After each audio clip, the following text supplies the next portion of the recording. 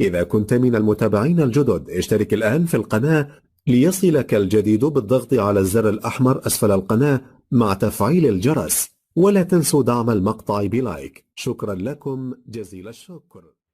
السلام عليكم وأهلا بكم في قناة ميدينا سبور.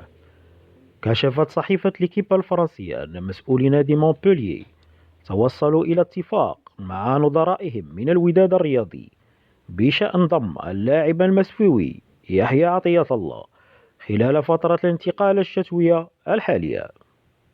وحسب نفس المصدر فإنه تم التوصل إلى اتفاق بين الأطراف المعنية من أجل الانتقال الظهير الوداد الرياضي إلى صفوف نادي مونبولييه خلال الأيام القليلة المقبلة. وقدم يحيى عطية الله أداء مميز في نهائيات كأس العالم في مركزه كظهير أيسر، حيث شارك في 6 مباريات لفت فيها إليه أنظار التقنيين عبر العالم.